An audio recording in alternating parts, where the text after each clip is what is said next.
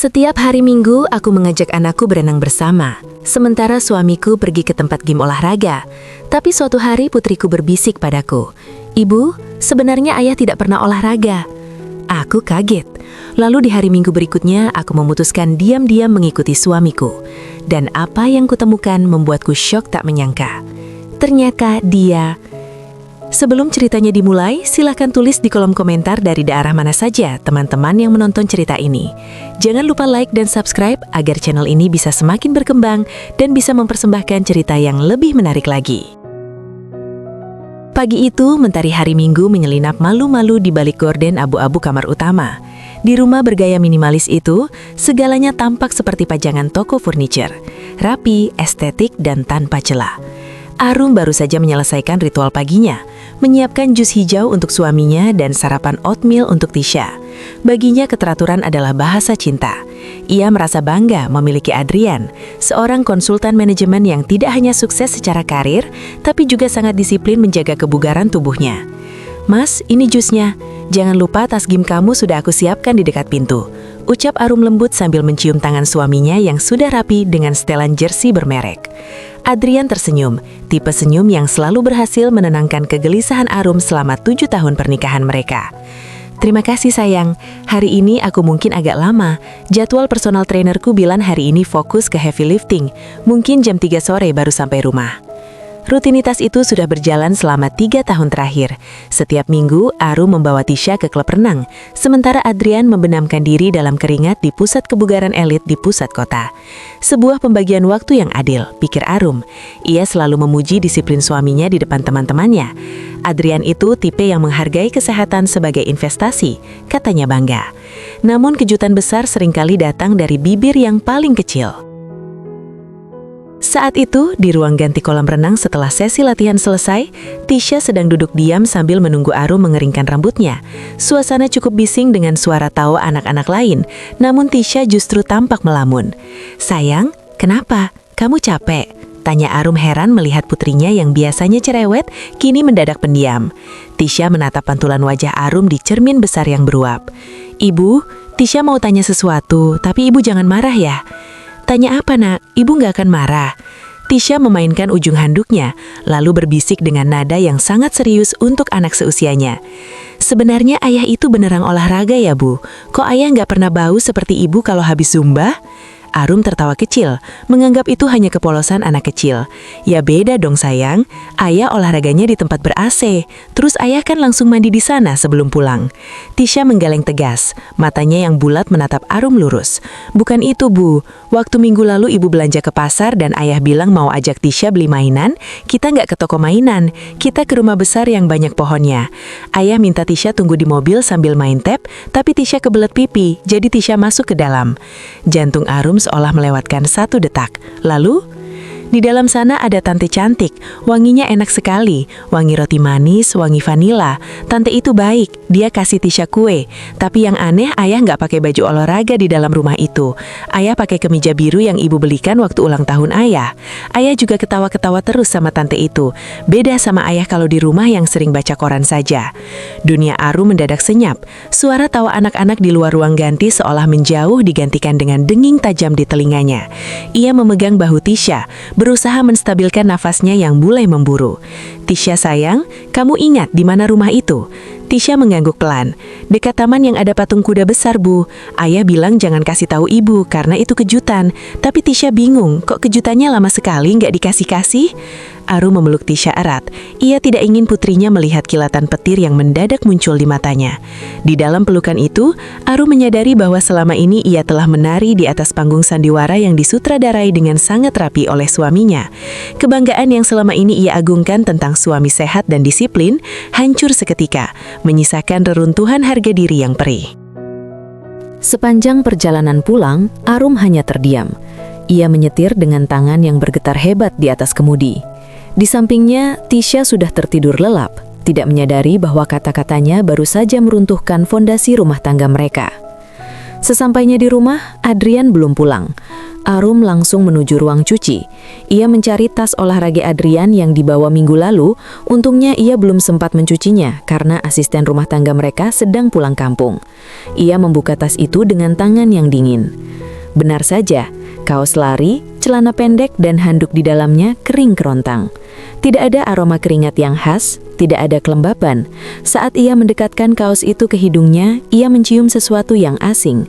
Bukan bau deterjen yang ia pakai, melainkan aroma manis yang samar, wangi vanila yang persis seperti diceritakan Tisha. Arum terduduk di lantai ruang cuci yang dingin. Ia merasa sangat bodoh. Selama 3 tahun, ia menyiapkan pakaian olahraga, membelikan suplemen protein, dan menyemangati suaminya setiap minggu pagi. Ternyata semua itu hanya perlengkapan bagi Adrian untuk pergi ke panggung sandiwara lainnya. "Tega kamu, Mas," bisik Arum lirih. Air matanya jatuh satu-satu, namun ia segera menyekanya. Ia tahu menangis tidak akan menyelesaikan masalah. Ia butuh bukti yang lebih konkret.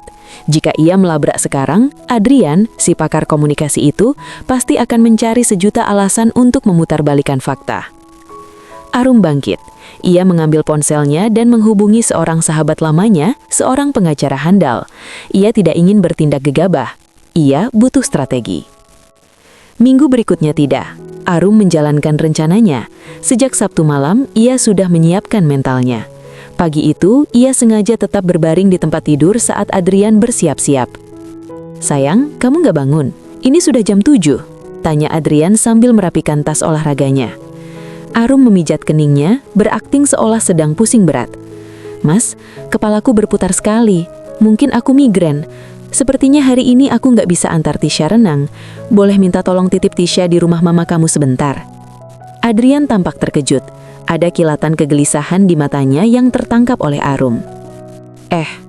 Tapi aku ada jadwal latihan kaki hari ini. Mas Jaka, pelatihku, sudah menunggu. Bagaimana kalau Tisha sama Mbak di rumah saja?" "Mbak kan lagi pulang kampung, Mas. Kamu lupa?" jawab Arum dengan suara lemah yang dibuat-buat. Adrian tampak berpikir keras. Oke. Aku antar Tisha ke rumah mama dulu, tapi setelah itu aku langsung ke tempat gym ya. Aku nggak bisa lama-lama di sana." Arum mengangguk lemas. Begitu Adrian menutup pintu kamar dan deru mobilnya menjauh, Arum langsung bangkit. Rasa pusingnya hilang berganti adrenalin yang memuncak. Ia segera bersiap. Ia tidak menggunakan mobilnya sendiri, melainkan mobil tua milik adiknya yang ia pinjam diam-diam sejak kemarin sore dan diparkir di ujung jalan. Ia mengenakan jaket hoodie gelap dan kacamata hitam. Ia mengikuti mobil Adrian dari jarak yang sangat aman. Benar saja, setelah menurunkan Tisha di rumah ibunya, Adrian tidak mengarah ke pusat kota. Mobilnya justru berbelok ke arah perumahan elit di pinggiran kota, kawasan yang dikenal dengan harga tanahnya yang selangit. Arum menahan napas saat mobil Adrian berhenti di depan rumah bergaya klasik modern dengan taman yang sangat luas. Di depan rumah itu terdapat patung kuda besar, persis seperti yang dikatakan Tisha. Dari kejauhan, Arum melihat Adrian turun dari mobil, namun ia tidak masuk ke rumah itu dengan pakaian olahraganya. Ia membuka bagasi, dan di sana Arum melihat Adrian mengganti kaosnya dengan kemeja rapi. Ia bahkan menyisir rambutnya dan menyemprotkan parfum berkali-kali. Lalu, pintu rumah itu terbuka. Seorang wanita keluar dengan senyum lebar yang sangat akrab. Arum mengenal wanita itu. Maya. Wanita yang dulu pernah disebut Adrian sebagai hanya teman kuliah yang sudah pindah ke luar negeri. Ternyata Maya tidak pernah benar-benar pergi.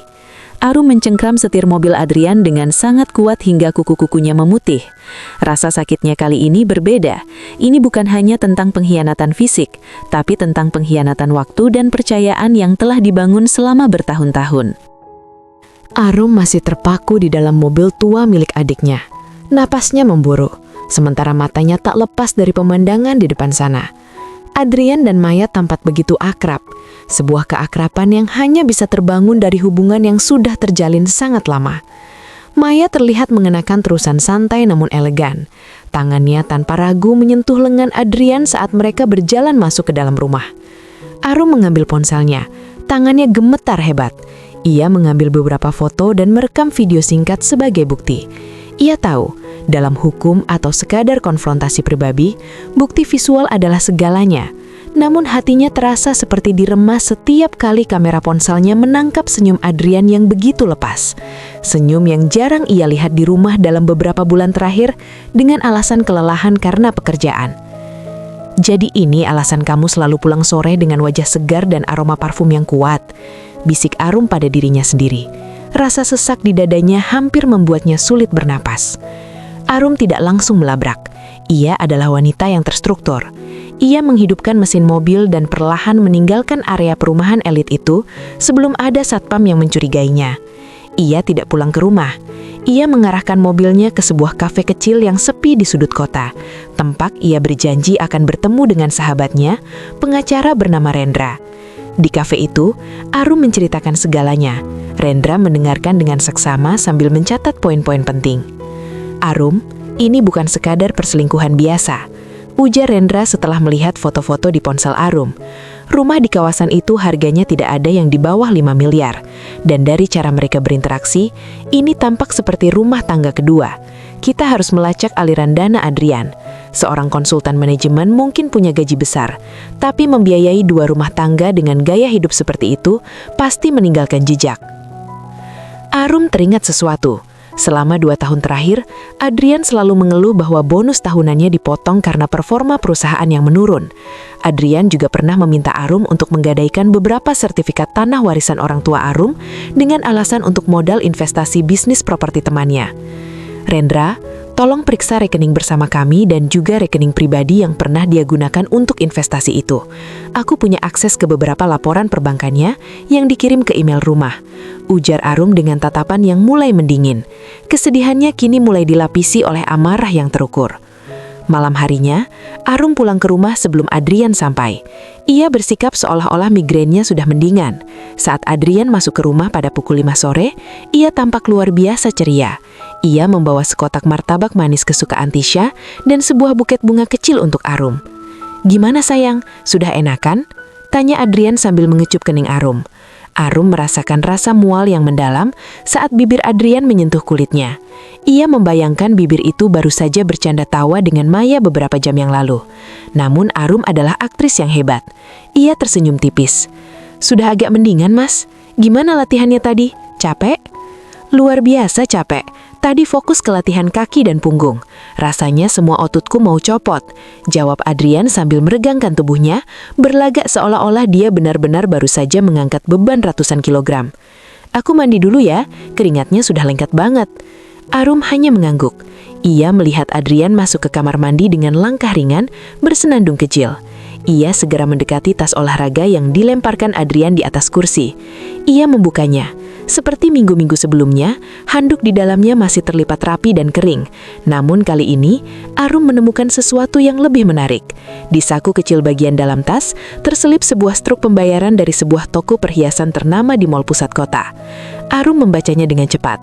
1 set kalung emas putih dengan liontin berlian. Harganya membuat mata Arum terbelalak.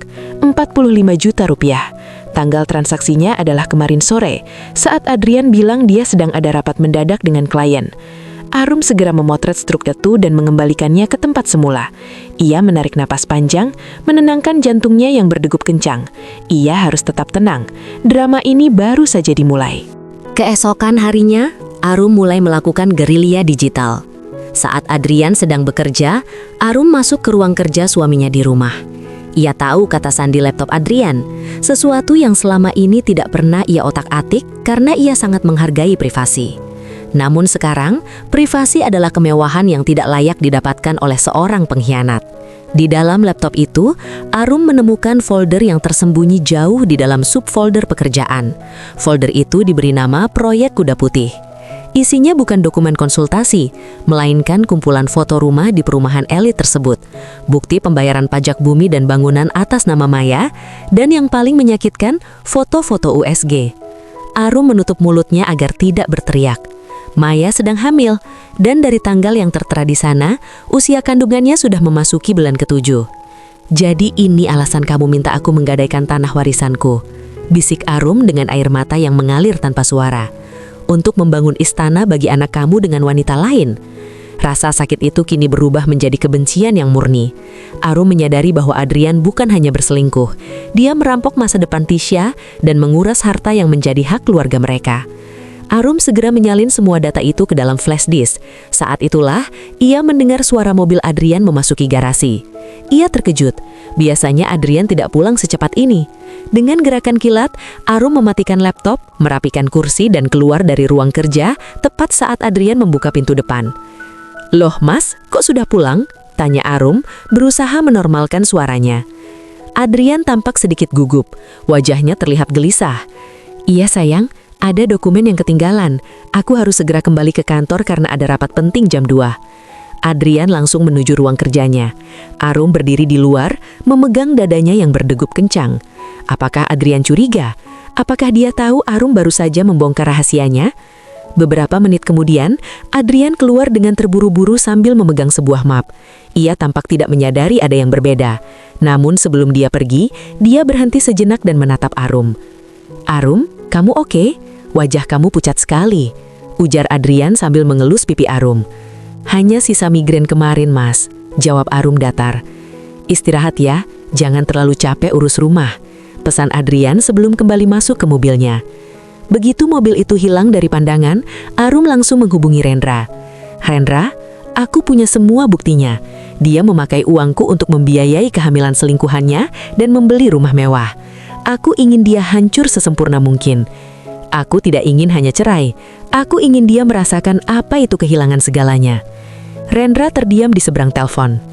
"Arum, kalau kita mainkan ini dengan benar, kita bisa menjeratnya dengan pasal penggelapan dan pencucian uang, karena dia menggunakan aset kamu tanpa izin untuk kepentingan pribadi yang disembunyikan.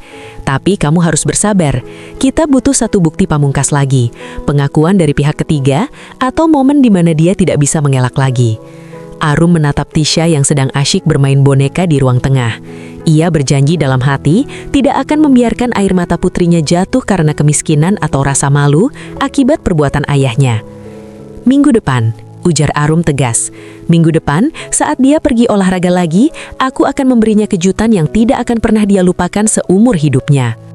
Seminggu menuju hari Minggu yang direncanakan terasa seperti berjalan di atas bara api bagi Arum. Setiap detik yang ia habiskan di bawah atap yang sama dengan Adrian terasa seperti siksaan batin yang luar biasa. Ia harus belajar memakai topeng yang lebih sempurna daripada suaminya. Jika Adrian adalah aktor watak, maka Arum harus menjadi sutradara yang tak terlihat. Pagi itu Arum duduk di meja makan, memperhatikan Adrian yang sedang asyik memoles sepatunya hingga mengkilap. Pria itu tampak sangat bersemangat. Sesekali ia bersiul pelan, nada riang yang menusuk telinga Arum. "Mas," panggil Arum dengan nada yang sangat tenang, hampir manis.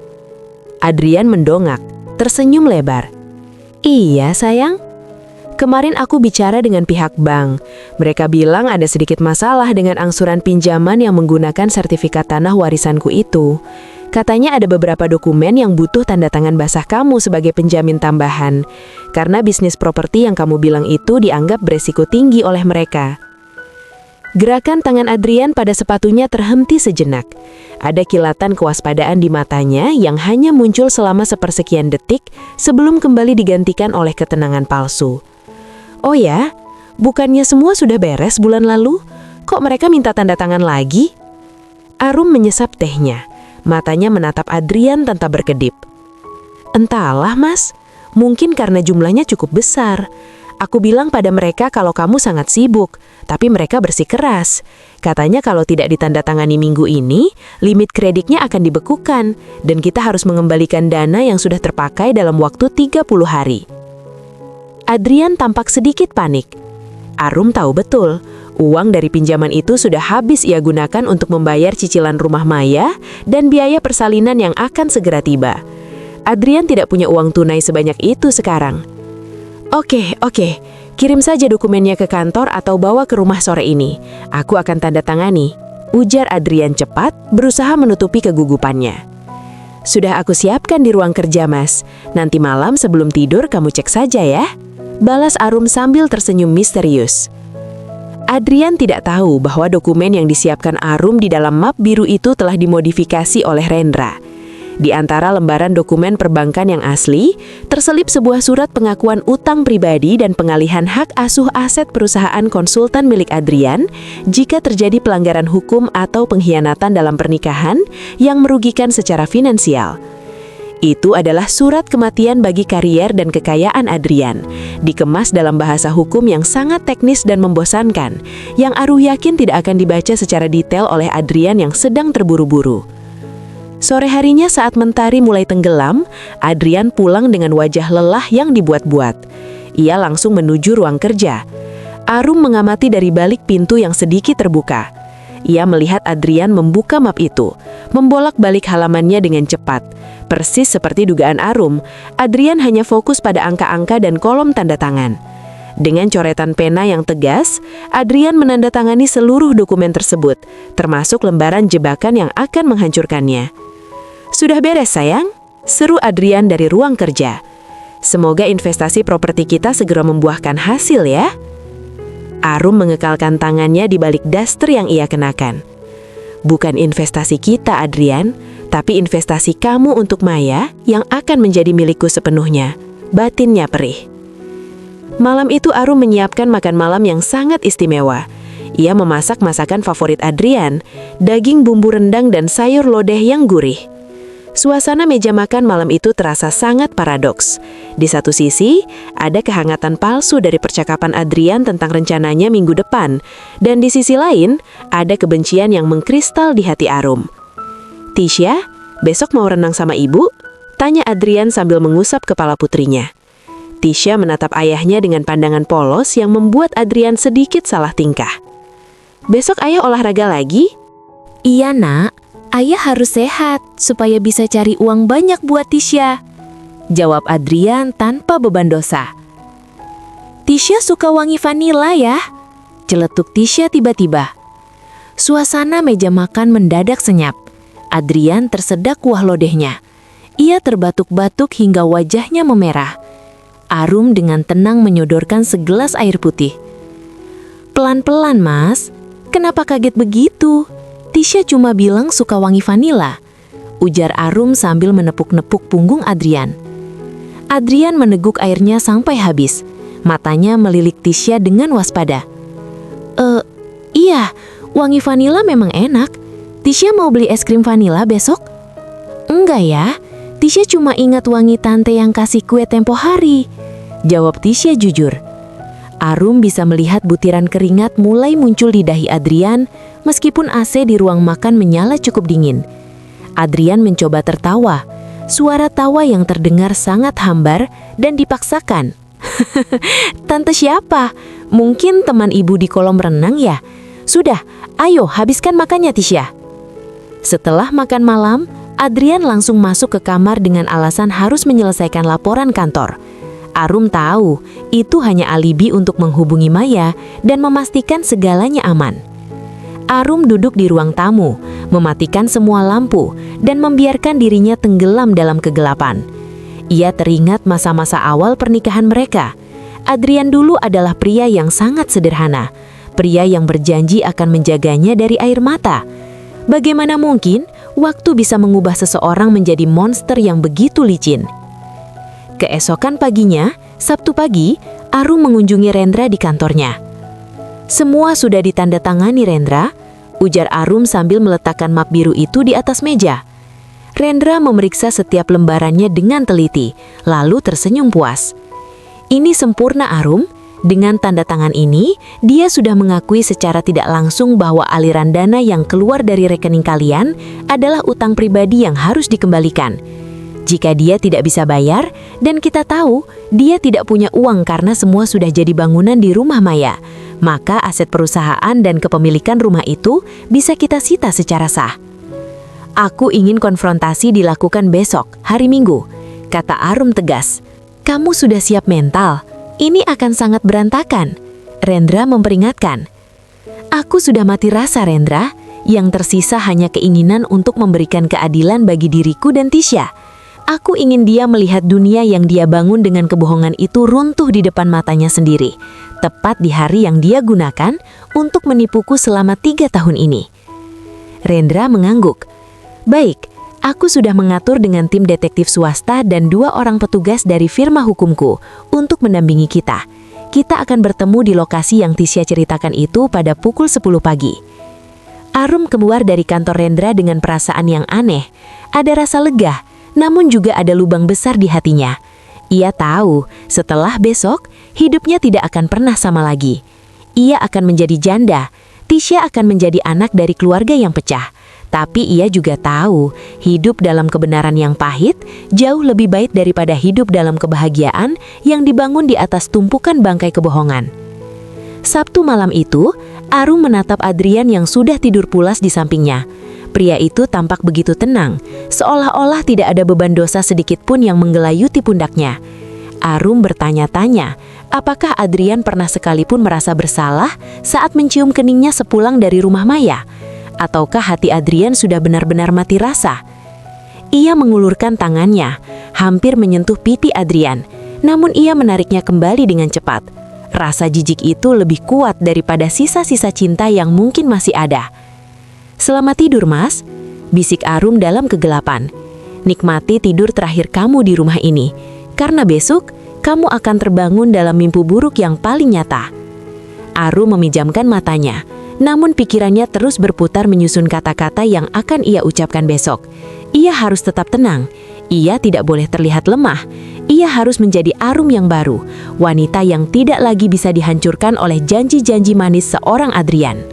Minggu pagi itu tiba dengan cuaca yang sangat tenang, tipe cuaca yang menipu. Sinar matahari menerobos masuk melalui ventilasi, memberikan kesan hangat yang kontras dengan dinginnya hati Arum.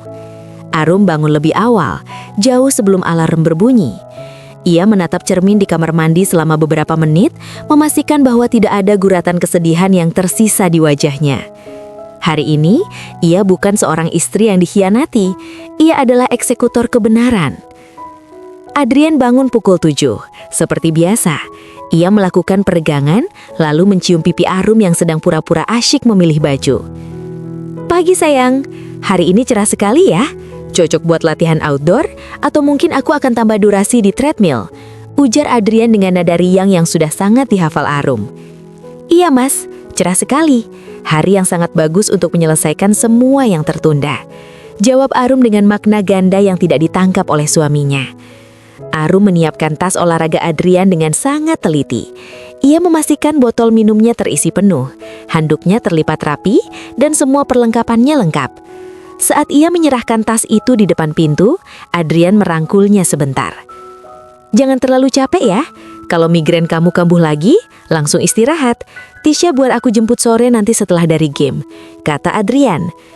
"Tidak perlu mas, Tisha sudah aku titipkan di rumah Ibu Rendra sejak tadi subuh karena aku ada urusan mendadak tentang audit kantor.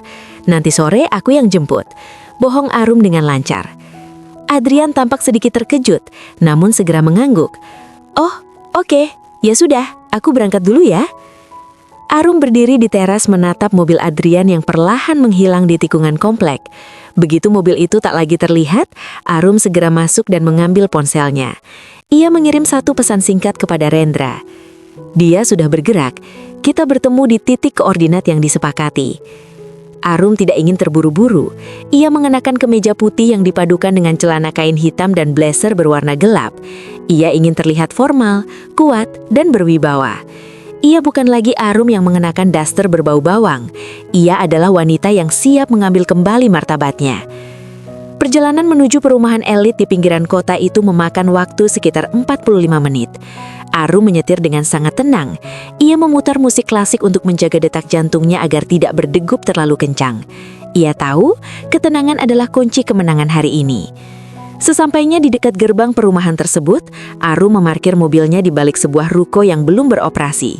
Di sana, Rendra sudah menunggu bersama dua pria tegap dari firma hukumnya. "Semua sudah siap, Arum?" tanya Rendra serius. Sertifikat asli rumah itu, bukti transfer aliran dana, surat pengakuan utang yang dia tanda tangani kemarin, dan surat gugatan cerai Gina, semua ada di sini, jawab Arum sambil menunjuk tas jinjingnya. "Detektifku melaporkan bahwa Adrian sudah sampai 10 menit yang lalu. Dia tidak masuk lewat pintu depan, tapi lewat garasi samping. Wanita bernama Maya itu ada di dalam," tambah Rendra. Arum menarik nafas panjang. "Mari kita selesaikan ini." Mereka bergerak menuju rumah mewah itu. Dari luar, rumah itu tampak begitu damai. Ayunan kayu putih yang diceritakan Tisha bergerak perlahan tertiup angin. Arum merasakan perih yang tajam di hatinya saat melihat ayunan itu. Ia membayangkan betapa seringnya Adrian duduk di sana, tertawa bersama Maya, sementara Arum sibuk mengurus rumah dan anak sendirian di hari Minggu yang melelahkan. Rendra mengetuk pintu depan dengan tegas. Tidak ada jawaban untuk beberapa saat. Rendra mengetuk lagi, kali ini lebih keras. Akhirnya pintu terbuka. Maya berdiri di sana, mengenakan daster hamil yang longgar, wajahnya tampak bingung. Namun saat matanya bertemu dengan mata Arum, wajah itu berubah pucat pasi. Ketakutan yang murni terpancar dari sorot matanya. Mbak Arum, suara Maya bergetar. Selamat pagi Maya, apakah suamiku ada di dalam? Tanya Arum dengan suara yang sangat stabil, bahkan terlalu tenang untuk situasi seperti ini. Adrian tidak ada di sini, Mbak. Salah alamat mungkin. Maya mencoba menutup pintu namun Rendra dengan sigap menahan pintu itu. Kami tahu dia di dalam, Bu Maya, dan kami di sini untuk urusan legalitas kepemilikan bangunan ini, ujar Rendra tegas. Tiba-tiba, dari arah dalam rumah, terdengar suara langkah kaki yang terburu-buru. Adrian muncul, ia hanya mengenakan celana kain dan kaos dalam, rambutnya acak-acakan. Ia tampak seperti orang yang baru saja melihat hantu. Arum, bagaimana kamu bisa? Kalimat Adrian terputus di tenggorokan. Arum melangkah masuk ke dalam ruang tamu tanpa permisi. Ia menatap sekeliling. Rumah itu sangat indah. Interiornya berkelas, jauh lebih mewah daripada rumah yang mereka tinggali selama ini. Foto-foto kehamilan Maya yang dibingkai indah terpajang di dinding. Arum mendekati salah satu foto di mana Adrian sedang memeluk perut buncit Maya dengan penuh kasih sayang. Bagus sekali fotonya, Mas. Kamu terlihat sangat bahagia di sini. Jauh lebih bahagia daripada saat kamu pulang ke rumah dan mengeluh lelah karena olahraga, ujar Arum sambil menoleh ke arah Adrian. Adrian jatuh terduduk di sofa. Wajahnya yang biasanya penuh wibawa kini tampak hancur lebur. Arum, dengarkan aku dulu. Ini tidak seperti yang kamu lihat. Aku bisa jelaskan.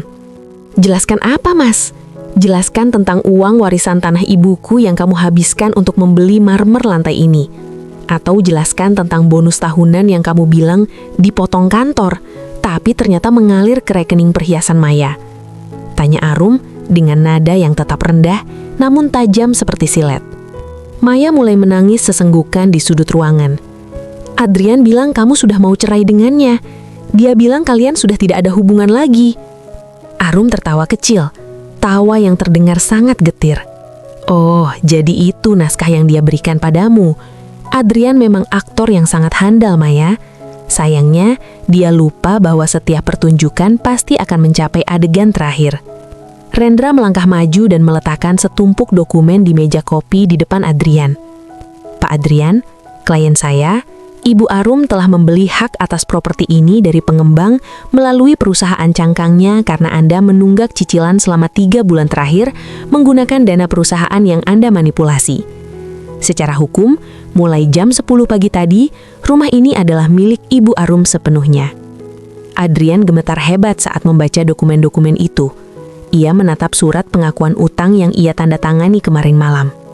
Kamu menjebakku, Arum. Bukan menjebak, Mas. Aku hanya membantumu mewujudkan impianmu. Kamu ingin properti ini, kan?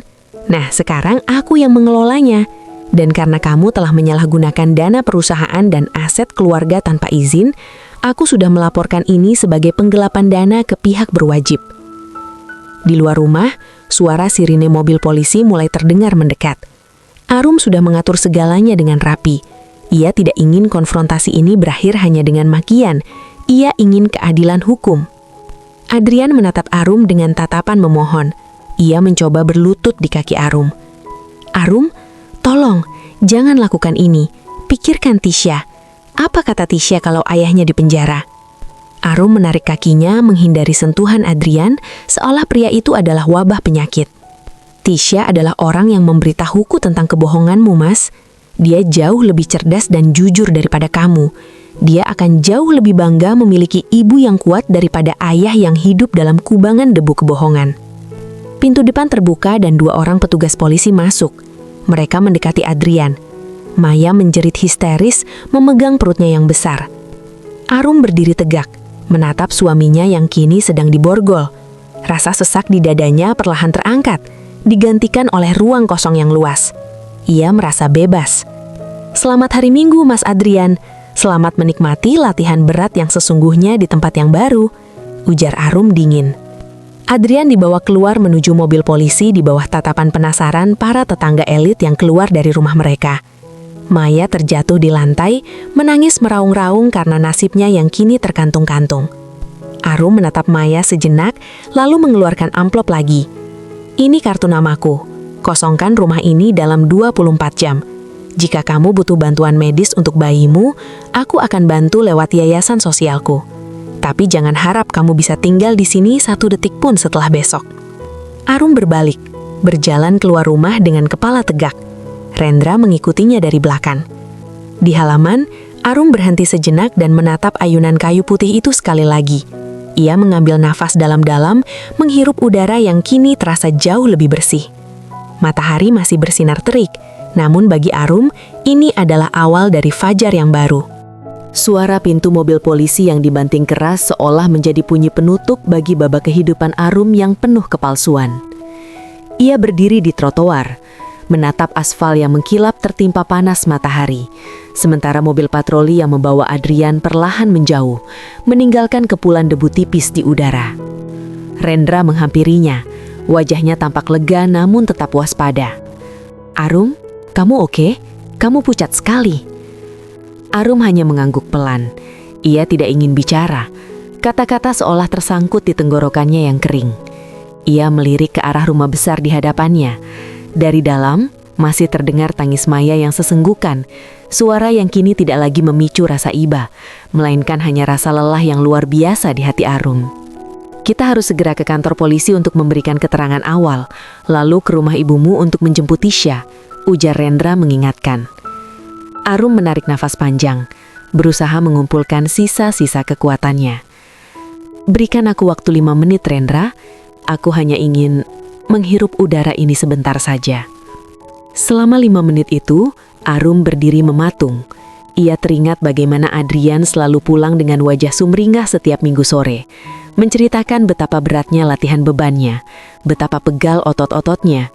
Padahal di sini, di rumah ini, ia baru saja membangun kehidupan paralel yang menjijikkan.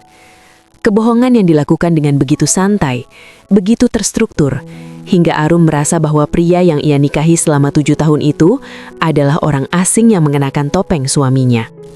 Perjalanan menuju kantor polisi terasa sangat lambat. Di sana, Arum harus duduk berjam-jam memberikan keterangan. Ia melihat Adrian di ruang interogasi melalui kaca satu arah. Pria itu tampak hancur, kemeja batiknya kusut, rambutnya berantakan, dan ia terus menangkupkan wajahnya di kedua telapak tangannya. Tidak ada lagi jejak Adrian sang konsultan hebat yang selalu bicara soal integritas dan manajemen resiko di depan klien-kliennya. Dia mencoba mengajukan jaminan, Arum, bisik Rendra saat mereka keluar dari ruang penyidik.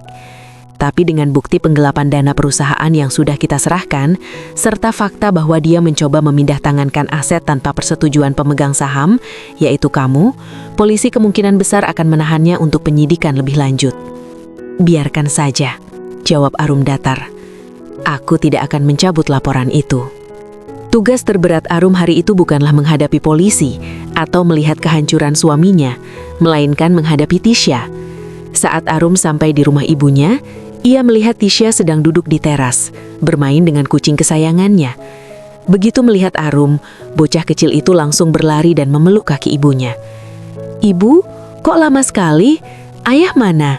Tisha lapar, mau makan es krim vanila," ucap Tisha polos. Arum berlutut, menatap mata putrinya yang bening. Ada rasa sakit yang luar biasa saat menyadari bahwa ia baru saja menghancurkan sosok pahlawan di mata anaknya. Namun Arum teringat kata-kata Rendra. Kebohongan yang dibiarkan akan menjadi racun yang lebih mematikan bagi anak daripada kebenaran yang pahit. "Tisha sayang," ujar Arum sambil mengusap pipi Tisha. "Ingat tidak waktu ayah bilang ada kejutan? Ternyata ayah melakukan kesalahan yang besar sekali. Sekarang ayah harus pergi jauh sebentar untuk belajar bertanggung jawab. Untuk sementara, ayah tidak bisa pulang dulu." Tisha terdiam. Matanya yang bulat menatap Arum dengan cerdas. Ayah dihukum karena bohong sama ibu ya? Arum tertegun. Anak-anak memang memiliki radar kejujuran yang jauh lebih tajam daripada yang dibayangkan orang dewasa. Iya nak, ayah harus belajar bahwa bohong itu tidak boleh. Ibu sedih, tapi ibu akan selalu ada buat Tisha. Kita akan berjuang berdua ya. Tisha mengangguk, lalu memeluk leher Arum erat-erat. Gak apa-apa bu, Tisha punya ibu. Tisha nggak mau punya ayah yang baunya kayak Tante Vanilla itu lagi. Malam itu, di rumah mereka yang kini terasa sangat luas dan sepi, Arum tidak bisa tidur. Ia duduk di ruang kerja Adrian, ruang yang kini menjadi miliknya sepenuhnya. Ia mulai membuka-buka berkas keuangan yang tertinggal. Semakin dalam ia menggali, semakin ia menyadari betapa parahnya pengkhianatan finansial yang dilakukan Adrian. Adrian tidak hanya menggadaikan tanah warisan Arum, ia juga menguras tabungan pendidikan Tisha untuk membayar dekorasi interior rumah Maya. Ia mengambil pinjaman atas nama perusahaan untuk membelikan Maya mobil SUV mewah yang sering ia gunakan untuk menjemput wanita itu. Bahkan, biaya makan malam romantis yang sering ia klaim sebagai jamuan klien ternyata adalah kencan-kencan rahasianya. 3 tahun, gumam Arum sambil menatap laporan mutasi rekening. 3 tahun kamu mencuri dari darah dagingmu sendiri untuk memanjakan wanita lain. Kemarahan Arum yang tadinya berupa api panas, kini berubah menjadi es yang membeku. Ia mengambil laptopnya dan mulai menulis surat pengunduran diri Adrian dari perusahaan keluarga mereka secara paksa, berdasarkan klausul pengkhianatan integritas yang telah ditandatangani Adrian tempo hari. Ia juga menyusun daftar aset yang harus segera disita. Keesokan harinya, drama baru dimulai. Ibu Adrian, mertua Arum, datang ke rumah dengan wajah penuh air mata dan amarah. "Arum, tega sekali kamu memenjarakan suamimu sendiri. Dia itu bapak dari anakmu," teriak sang mertua di ruang tamu. Arum duduk dengan tenang, menyilangkan kakinya. "Ibu, apakah ibu tahu kalau Adrian membangun rumah miliaran rupiah untuk wanita lain menggunakan uang warisan ibuku? Apakah ibu tahu dia menguras tabungan cucu ibu sendiri?" "Ya itu salah dia, tapi bisa dibicarakan baik-baik. Kamu jangan mempermalukan keluarga besar kita di koran dan polisi." Arum tersenyum tipis, senyuman yang tidak mencapai matanya. "Ibu, yang mempermalukan keluarga ini adalah Adrian saat dia memutuskan untuk menjalani hidup ganda selama 3 tahun. Saya hanya menyingkap tabirnya. Jika ibu ingin dia bebas, silahkan ibu bayar semua kerugian finansial yang dia timbulkan pada saya dan Tisha. Totalnya 8 miliar rupiah. Jika ibu punya uangnya sekarang, saya akan pertimbangkan untuk mencabut laporan penggelapan dananya." Mertuanya terdiam, wajahnya memerah lalu memucat. Ia tahu betul mereka tidak punya uang sebanyak itu. Selama ini Adrianlah yang menjadi tulang punggung keluarga besar mereka, yang ternyata uangnya pun hasil rampokan dari aset istrinya. "Keluar dari rumah saya, Ibu," ujar Arum tegas.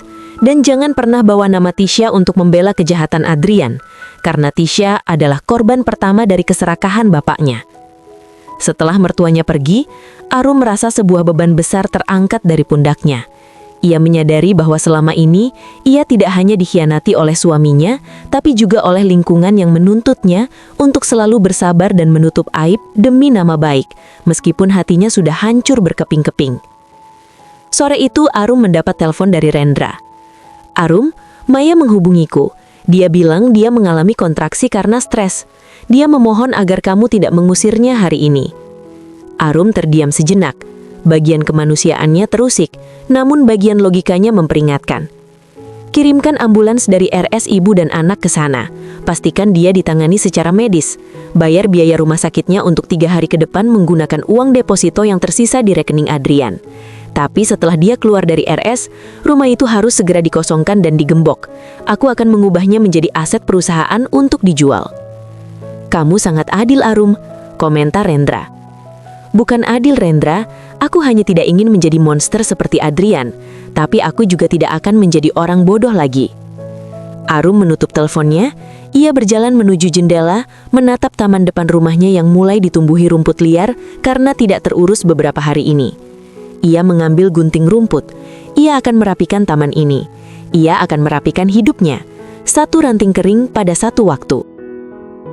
3 bulan berlalu sejak hari Minggu yang menghancurkan itu. Bagi Arum, waktu seolah kehilangan maknanya. Hari-hari diisi dengan pertemuan pengacara, verifikasi dokumen perbankan, dan sesi konsultasi psikologi untuk Tisha. Arum belajar satu hal penting, proses penyembuhan tidak pernah berjalan lurus. Ada hari di mana ia merasa sangat kuat, dan ada malam di mana ia terbangun dengan rasa sesak yang luar biasa. Teringat bagaimana Adrian dulu begitu meyakinkan saat membohonginya di meja makan. Hari ini adalah sidang pertama kasus penggelapan dana dan pencucian uang dengan terdakwa Adrian. Arum tiba di pengadilan dengan setelan blazer biru dongker yang tajam. Ia tidak lagi menunduk. Ia berjalan dengan punggung tegak, mengabaikan bisik-bisik dari kerabat Adrian yang hadir di lorong pengadilan. Di dalam ruang sidang yang pengap, Adrian duduk di kursi pesakitan. Ia tampak jauh lebih kurus. Rambutnya yang dulu selalu klimis kini tampak kusam, dan setelan batiknya terlihat kebesaran di tubuhnya yang mulai membungkuk. Saat mata mereka bertemu, Adrian melemparkan tatapan memohon, tatapan yang dulu selalu membuat Arum luluh. Namun sekarang, Arum hanya melihat seorang pria asing yang berbahaya. Sidang dinyatakan terbuka dan terbuka untuk umum. Ketuk palu hakim bergema di ruangan. Jaksa penuntut umum mulai membacakan dakwaannya. Satu persatu dosa finansial Adrian dibeberkan. Arum mendengarkan dengan saksama saat jaksa menyebutkan angka-angka fantastis yang keluar dari rekening perusahaan untuk membiayai kemewahan di rumah kuda putih. Ada biaya pembelian tas kulit premium untuk Maya, biaya perawatan spa kelas atas, hingga renovasi kamar bayi yang menggunakan material impor. Terdakwa secara sadar memalsukan tanda tangan saksi korban, yaitu istrinya sendiri, dalam beberapa dokumen agunan tanah untuk mendapatkan pinjaman pribadi yang kemudian dialirkan ke rekening pihak ketiga, ujar jaksa dengan nada berat. Tiba saatnya Adrian memberikan keterangan. Di depan hakim, ia mulai menjalankan jurus terakhirnya, memposisikan diri sebagai korban keadaan. Yang mulia, ujar Adrian dengan suara parau yang dibuat-buat sedih. Saya mengakui semua kesalahan saya, namun saya melakukan ini semua karena tekanan mental. Istri saya, Arum, adalah wanita yang sangat dominan. Dia menguasai semua keuangan keluarga. Saya merasa tidak memiliki harga diri sebagai lelaki di rumah sendiri.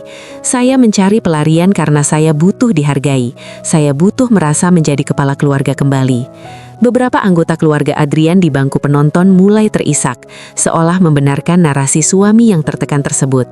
Rendra yang duduk di samping Arum membisikkan sesuatu. Strategi klasik Arum, menyalahkan korban, jangan terpancing. Arum hanya tersenyum tipis. Ia sudah menyiapkan serangan balik yang jauh lebih elegan. Saat tiba gilirannya memberikan kesaksian, Arum berdiri dengan tenang. Ia tidak menanggapi tuduhan Adrian tentang dirinya yang dominan. Ia justru mengeluarkan sebuah dokumen kecil yang baru saja ia dapatkan dari jejak digital laptop Adrian sebulan yang lalu. Yang mulia, ujar Arum dengan suara jernih yang memenuhi ruang sidang. Terdakwa mengatakan bahwa ia merasa tidak dihargai dan tertekan secara ekonomi oleh saya. Namun berdasarkan data log komunikasi dan kontrak kerja yang saya temukan, terdakwa ternyata sudah merencanakan pemindahan aset ini sejak setahun sebelum ia bertemu dengan saudari Maya. Ia memiliki rekening rahasia di luar negeri atas nama perusahaan fiktif. Ini bukan tentang pelarian emosional yang mulia, ini adalah pencurian yang terencana secara sistematis. Arum menyerahkan salinan kontrak kerjasama fiktif yang dibuat Adrian. Adrian tampak terkejut.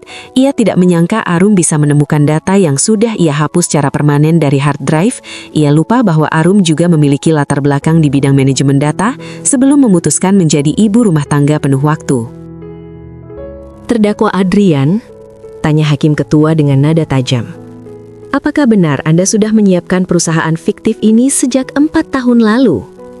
Adrian terdiam, lidahnya keluh. Kebohongan yang berlapis-lapis itu akhirnya mencapai jalan buntu. Setelah persidangan yang melelahkan itu berakhir dengan keputusan penahanan lanjutan bagi Adrian, Arum berjalan keluar menuju parkiran. Tiba-tiba, ia melihat sosok wanita yang sangat dikenalnya berdiri di dekat tiang listrik, Maya. Wanita itu tampak sangat rapuh, perutnya sudah tidak ada. Ia menggendong seorang bayi kecil yang terbungkus kain biru. Maya tampak ragu, namun ia akhirnya mendekati Arum. "Mbak Arum, tolong," bisik Maya dengan suara hampir hilang. "Adrian tidak bisa dihubungi. Keluarganya mengusir saya. Mereka bilang semua ini gara-gara saya. Saya tidak punya tempat tinggal, Mbak. Tabungan saya sudah habis untuk membayar tunggakan listrik di rumah itu sebelum Mbak menyitanya. Arum menatap bayi di pelukan Maya, bayi yang tidak berdosa, yang wajahnya sangat mirip dengan Adrian. Rasa perih sempat muncul di hatinya, teringat bahwa bayi ini adalah hasil dari pengkhianatan terhadap pernikahannya. Namun, Arum bukanlah wanita pendendam yang buta. "Maya," ujar Arum penang, "aku sudah bilang, aku tidak akan membiarkanmu tinggal di rumah itu. Tapi aku juga bukan orang yang akan membiarkan bayi kecil kelaparan di jalanan." Arum mengambil secari kertas dan menuliskan sebuah alamat. "Ini alamat panti asuhan dan rumah singgah yang aku kelola sekarang. Kamu bisa tinggal di sana sementara waktu sebagai tenaga pembantu administratif. Kamu akan punya kamar dan makanan untuk bayimu. Tapi ingat, ini bukan bantuan karena aku memaafkanmu. Ini bantuan karena aku menghargai nyawa bayi itu. Dan satu lagi, jangan pernah coba kali menghubungi Adrian lagi jika kamu ingin hidupmu tenang." Maya menangis sesenggukan. Ia mencoba mencium tangan Arum, namun Arum menariknya perlahan. "Jangan lakukan itu, bangunlah harga dirimu sendiri. Jangan lagi bergantung pada pria yang hidupnya dibangun dari mencuri milik orang lain." Arum masuk ke mobilnya dan melaju pergi. Di dalam mobil, ia melihat fotonya bersama Tisha di dashboard. Ia merasa sebuah lingkaran besar telah tertutup. Ia telah menghadapi suaminya di pengadilan. Ia telah menghadapi wanita simpanan suaminya dengan martabat, dan ia telah menyelamatkan dirinya sendiri. Beberapa minggu kemudian, vonis dijatuhkan. Adrian dijatuhi hukuman 5 tahun penjara dan denda miliaran rupiah yang harus dibayar dengan penyitaan seluruh aset pribadinya. Keputusan hakim sangat berat karena Adrian terbukti melakukan penipuan berantai dan pemalsuan dokumen negara. Saat Adrian digiring keluar ruang sidang dengan tangan di borgol, ia sempat berhenti di depan Arum. "Arum, maafkan aku," bisiknya dengan air mata yang benar-benar jatuh kali ini. "Aku kehilangan segalanya. Aku kehilangan kamu. Aku kehilangan Tisha. Aku kehilangan harga diriku." Arum menatapnya untuk terakhir kali. "Kamu tidak menghilangkan mereka, Mas. Kamu membuangnya. Ada perbedaan besar antara kehilangan dan membuang sesuatu karena keserakahan. Selamat menjalani hidup barumu. Aku harap penjara bisa mengajarimu apa yang tidak bisa aku ajarkan selama 7 tahun ini. Kejujuran." Arum berjalan keluar menuju cahaya matahari yang cerah. Di luar, Nendra udah menunggu dengan kabar baik. "Arum, rumah kuda putih itu sudah resmi atas namamu sepenuhnya. Apa yang akan kamu lakukan dengan rumah itu?" Arum tersenyum, senyum yang kali ini terasa sangat ringan dan tulus. "Aku punya rencana yang bagus. Aku ingin mengubah rumah yang dibangun dari kebohongan itu menjadi rumah bagi kebenaran. Aku akan menjadikannya pusat pemberdayaan wanita dan anak. Aku ingin wanita-wanita yang dikhianati dan anak-anak yang terluka memiliki tempat untuk bangkit kembali. Ayunan kayu putih di depan itu akan aku cat ulang dengan warna-warni yang ceria." Rendra mengangguk kagum. "Kamu luar biasa, Arum." "Aku hanya seorang ibu yang ingin anaknya tahu bahwa ibunya tidak bisa dikalahkan oleh badai manapun," jawab Arum mantap. Malam itu, Arum tidur dengan sangat nyenyak. Tidak ada lagi mimpi buruk tentang wangi vanila.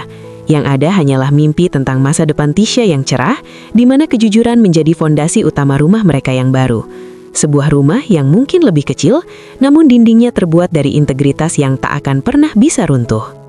1 tahun berlalu sejak ketukan palu hakim terakhir kali terdengar di ruang sidang yang dingin itu. Bagi Arum, waktu bukan lagi sekadar angka di kalender, melainkan prosesi penyembuhan yang dilakukan dengan penuh kesadaran. Ia kini tidak lagi terbangun dengan detak jantung yang memburu setiap kali mencium aroma parfum di pusat perbelanjaan. Ia telah berhasil menetralisir racun-racun memori yang dulu sempat melumpuhkannya. Rumah di kawasan elit yang dulu dijuluki Tisha sebagai rumah kuda putih, kini telah benar-benar berganti wajah. Arum menepati janjinya.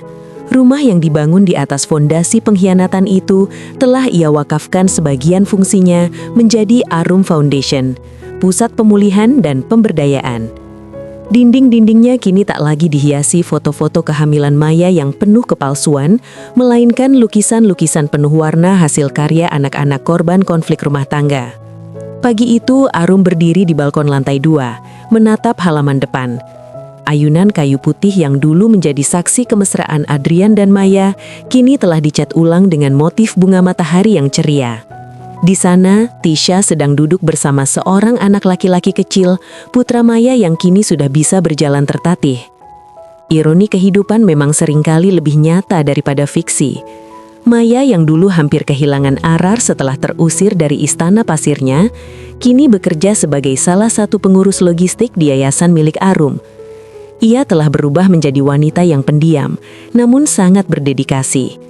Arum memberinya kesempatan bukan karena ia lemah, melainkan karena ia ingin memutus rantai kebencian.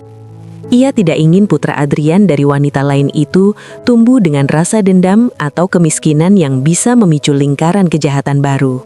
"Ibu, lihat, adik bayi bisa dorong ayunannya sendiri," teriak Tisha dengan riang. "Hati-hati sayang, jangan terlalu kencang." Melihat Tisha tumbuh menjadi anak yang penuh empati dan kuat adalah kemenangan terbesar bagi Arum. Ia berhasil membuktikan bahwa keluarga yang pecah tidak selalu menghasilkan anak yang rusak, selama fondasi kejujuran tetap ditegakkan. Namun ketenangan itu terusik sore harinya saat sebuah surat dengan cap lembaga pemasyarakatan tiba di meja kerjanya. Itu surat dari Adrian. Selama 1 tahun ini, Arum tidak pernah menjenggok pria itu. Ia mengirimkan kebutuhan dasar Adrian lewat asistennya, semata-mata karena sisi kemanusiaannya, namun ia menutup akses komunikasi pribadi. Arum menarik nafas panjang sebelum membuka amplop coklat itu. "Arum, istriku yang dulu sangat kucintai dan mungkin masih kucintai di balik jeruji ini." Baru baris pertama saja, Arum sudah merasa ingin tertawa getir. Penggunaan kata cinta oleh seorang penipu terasa seperti penghinaan terhadap bahasa. Ia melanjutkan membaca. "Hidup di sini sangat berat. Setiap hari aku harus membersihkan lantai sel yang lembab, makan dengan jatah yang terbatas, dan menghadapi tatapan rendah dari napi lain. Tapi yang paling berat adalah menyadari bahwa aku sudah kehilangan segalanya. Aku mendengar dari pengacaraku bahwa kamu mengubah rumah di klaster itu menjadi yayasan. Kamu hebat, Arum, kamu selalu lebih pintar dariku. Aku menulis ini untuk meminta bantuanmu 1 kali lagi. Masa hukumanku mungkin bisa dikurangi jika ada surat rekomendasi kelakuan baik atau pernyataan maaf dari pihak korban. Aku memohon kepadamu, Arum, demi Tisha. Aku ingin segera keluar dan memperbaiki semuanya. Aku ingin menjadi ayah yang baik untuk Tisha. Tolong beri aku kesempatan kedua." Arum meletakkan surat itu di meja. Ia menatap keluar jendela, di mana senja mulai menjingga. Permintaan kesempatan kedua adalah lagu lama yang sering didengungkan oleh orang-orang yang hanya menyesali hukuman mereka, bukan perbuatan mereka.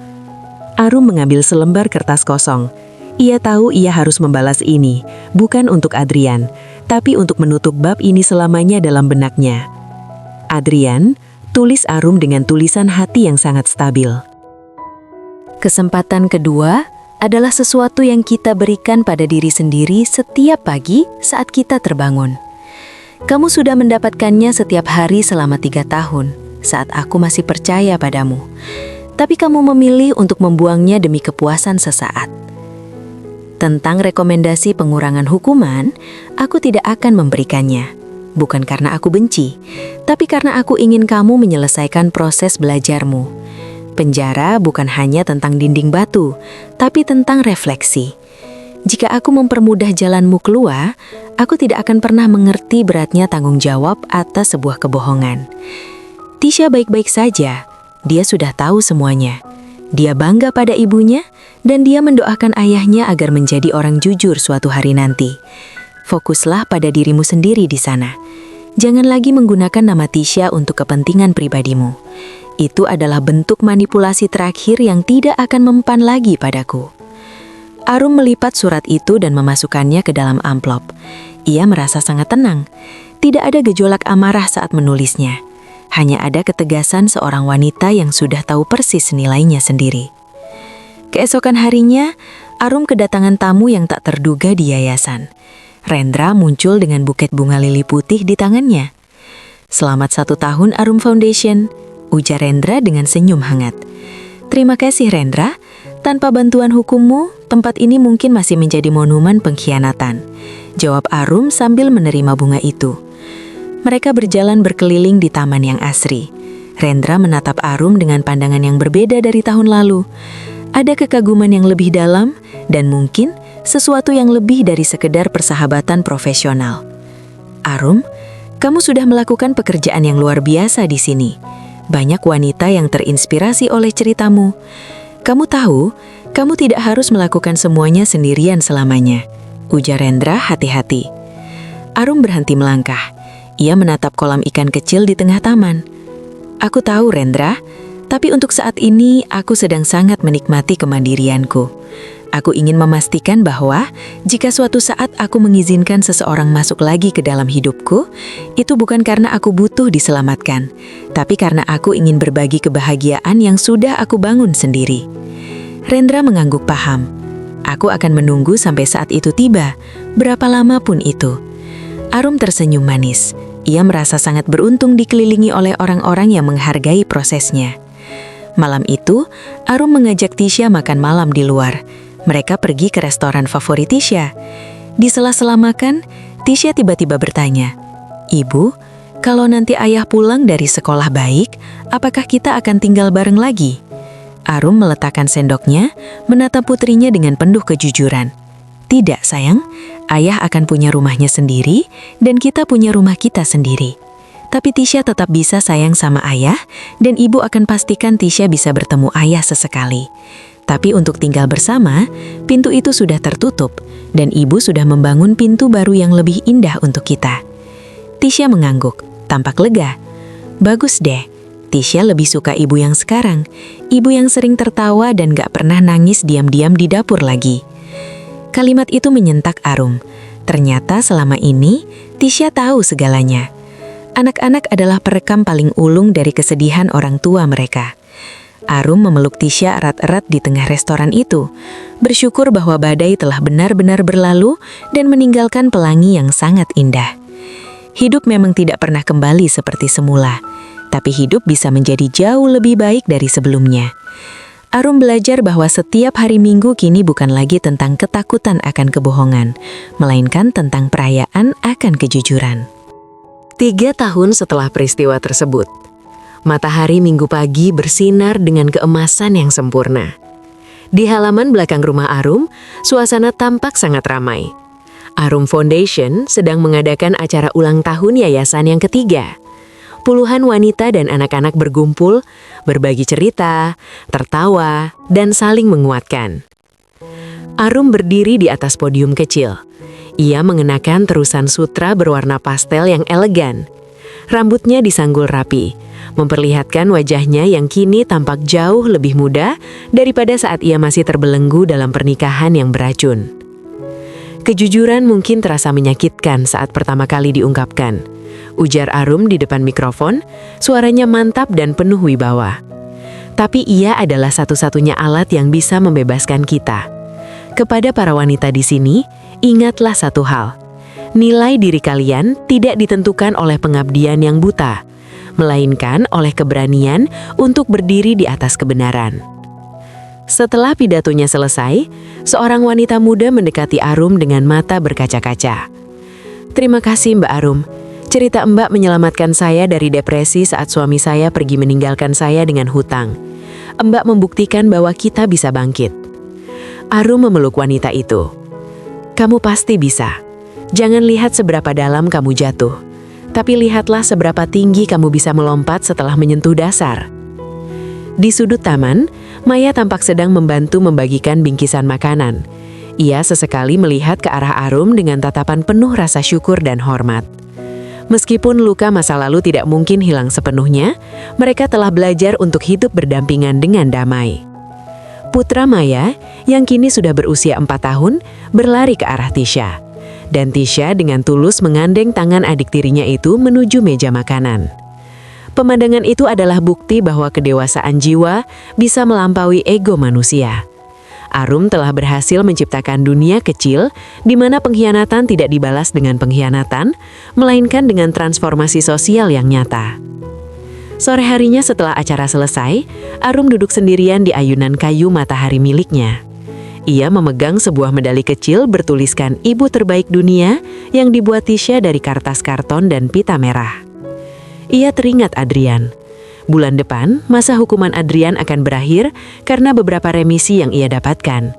Adrian akan keluar sebagai pria yang tidak punya apa-apa secara materi. Arum sudah menyiapkan mental untuk itu. Ia tidak akan menghalangi Adrian bertemu Tisha, tapi ia sudah memasang batas-batas legal dan emosional yang kuat. Rendra berjalan menghampirinya, membawa 2 cangkir kopi hangat. "Kamu sedang memikirkan apa?" jawab Arum singkat sambil tersenyum. "Tentang hari Minggu," jawab Arum singkat sambil tersenyum.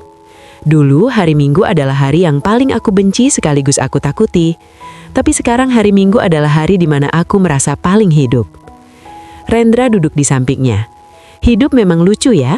Terkadang kita harus dihancurkan dulu sampai ke tulang, hanya untuk dibangun kembali menjadi bangunan yang jauh lebih kokoh dan indah." Arum mengangguk. Ia menyandarkan kepalanya di bahu Rendra sejenak, sebuah gestur kepercayaan yang baru ia bangun kembali. "Ya, dan yang paling penting adalah, kali ini aku tahu persis siapa yang berdiri di sampingku." Matahari mulai terbenam, menyisakan semburat warna ungu dan oranye di cakrawala. Arum menutup matanya sejenak, menikmati hembusan angin sore yang sejuk. Ia tahu, ke depan mungkin akan ada tantangan baru, masalah baru atau kerikil-kerikil tajam lainnya. Tapi ia tidak lagi takut, sebab ia bukan lagi Arum yang rapuh, yang bersembunyi di balik bau deterjen dan daster rumah tangga. Ia adalah Arum sang penyintas, wanita yang mengubah bisikan anaknya di kolam renang menjadi ledakan kekuatan yang mengubah hidup banyak orang. Kisah olahraga hari Minggu itu kini telah menjadi legenda urban di komplek mereka. Bukan lagi sebagai cerita sedih tentang istri yang diselingkuhi, melainkan sebagai kisah inspiratif tentang bagaimana kejujuran, sekecil apapun itu, akan selalu menemukan jalannya untuk menerangi kegelapan. Dan di bawah langit yang mulai bertabur bintang, Arum berbisik dalam hatinya, "Terima kasih Tisha, terima kasih karena sudah berbisik hari itu. Kamu tidak hanya menyelamatkan ibu, tapi kamu menyelamatkan masa depan kita." Arum bangkit dari ayunannya, berjalan menuju rumah yang lampu-lampunya sudah mulai menyala satu persatu. Di dalam sana, tawa Tisha terdengar menyambutnya. Rumah itu kini tidak lagi besar secara fisik seperti rumah kuda putih. Namun ia memiliki ruang yang cukup luas untuk cinta yang tulus dan kejujuran yang abadi.